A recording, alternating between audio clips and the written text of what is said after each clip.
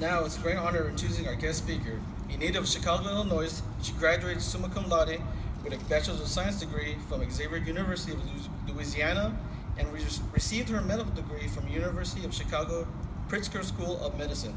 She is board certified in OBGYN and also earned an executive MBA from Naval Hospital or Naval Postgraduate School. She's currently the Director of Healthcare Business here at Naval Hospital Camp Pendleton. She is a recipient of many recognitions and awards to include Military Health Service Female Junior Physician Leader of the Year Award, Woman of Color, and National STEM Award for Military Scientists. Her decorations include Navy Commendation Medal II, Coast Guard Meritorious Team Commendation, Outstanding Volunteer Service, and Global War on Terrorism. Last but not least, she is a wife, mom, and lover of everything fitness. Please give a warm welcome to Commander Kelly Elmore. Thank you. And as a mother, and my son says, Mommy, yes, Francis. Where are you going? Going to work. Mommy, I want to go to work with you and be a doctor. What does Mommy do at work, Francis? You make people sick. No, I help make people better. Oh yes, you deliver babies, and they say, wah! Francis, he's 3 years old. Francis is a boy. Growing up, I always thought I'd have a little girl. I'd name her KJ, Kelly Jr., of course, and she'd be the spitting image of me in every way. But God gave me a boy who was a spitting image of his father and I, and a direct reflection of my personality. Why do I speak of my son on Women's Equality Day?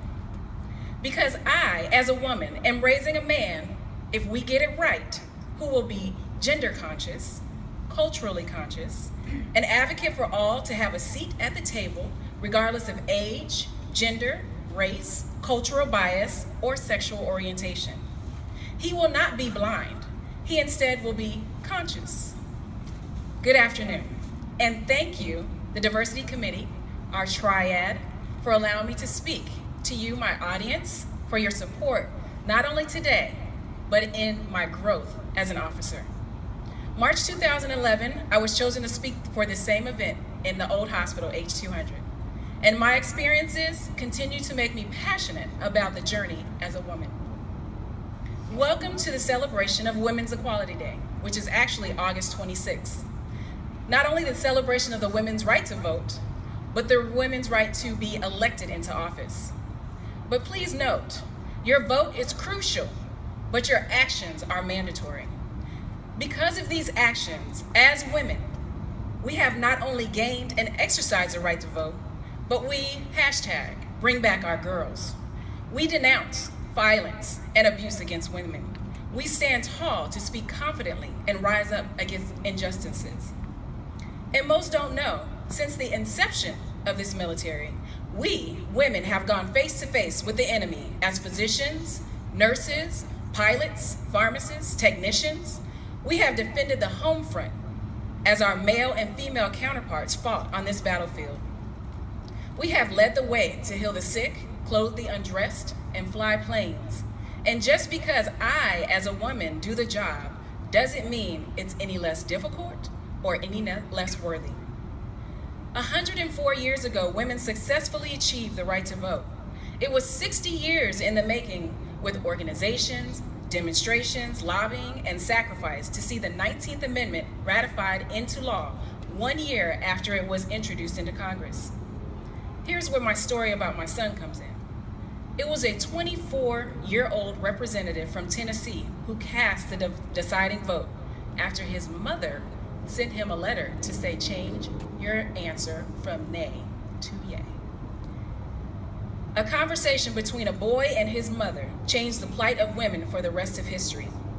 How many conversations between a man and a significant woman in his life has changed the course of history? As we sit here in uniform, and to my guests who are going to be watching on social media, how many women and men sacrificed so we can enjoy the freedoms we do today? How many stood up and said, she meets the criteria, despite the naysayers?